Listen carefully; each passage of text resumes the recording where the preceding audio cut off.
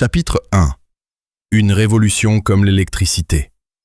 Pour comprendre ce qui se passe aujourd'hui, il faut d'abord comprendre une chose essentielle.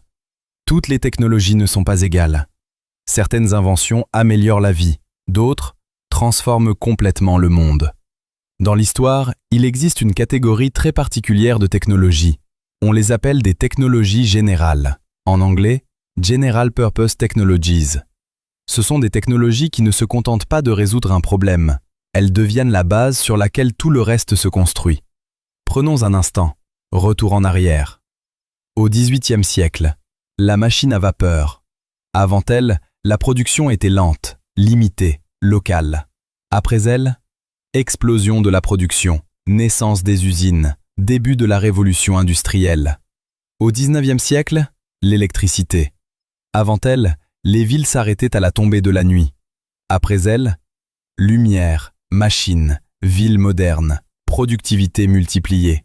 Puis dans les années 1990, Internet. Avant lui, l'information était lente à circuler. Après lui, communication instantanée, économie digitale, monde connecté. Chaque fois, ceux qui ont compris tôt ont pris une avance énorme. Les autres, ils ont dû rattraper. Aujourd'hui, nous sommes face à une technologie de cette même catégorie, mais avec une différence majeure. Cette fois, la vitesse est exponentielle. L'intelligence artificielle ne progresse pas de manière linéaire. Elle progresse en accélération constante. Quelques chiffres pour comprendre. En 2015, seulement quelques systèmes d'IA avancés accessibles au public. En 2020, explosion des modèles de langage. En 2023, adoption massive mondiale. En 2025, près d'un travailleur sur deux utilise l'IA dans certaines économies. Dans le domaine médical, 2015, 6 dispositifs médicaux IA approuvés. 2023, plus de 223 dispositifs. Ce genre de croissance n'est pas normal.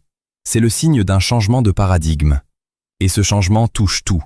Santé, transport, éducation, finances, création de contenu, sécurité militaire. Mais voici ce que peu de gens réalisent vraiment. L'IA ne fait pas que transformer les industries. Elle transforme la capacité humaine elle-même. Avant, tu avais une idée, mais pour l'exécuter, il te fallait une équipe, des compétences spécifiques, du temps, de l'argent. Aujourd'hui, une seule personne, avec les bons outils, peut faire le travail de 5, 10, parfois 20 personnes. Et ça, c'est une rupture historique. Parce que pour la première fois, l'exécution n'est plus réservée aux grandes structures. Une idée peut devenir un produit en quelques heures. Un concept peut devenir un business en quelques jours. Un message peut toucher des milliers de personnes instantanément.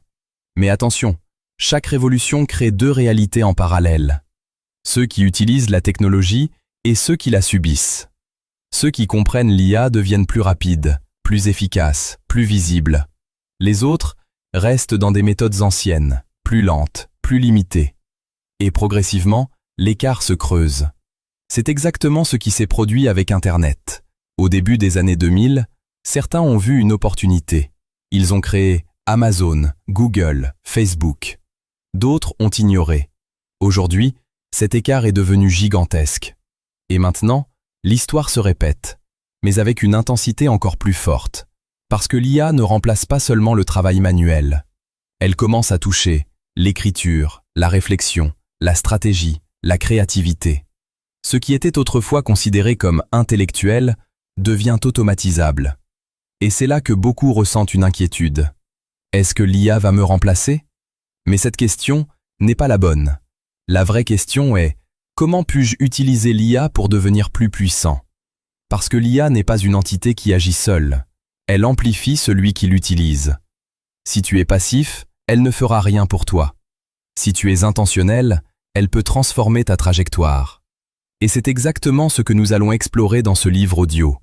Pas juste comprendre l'IA, mais comprendre comment l'utiliser comme levier. Un levier pour créer, produire, automatiser, construire des assets. Parce qu'au final, ce n'est pas la technologie qui change ta vie, c'est ce que tu fais avec.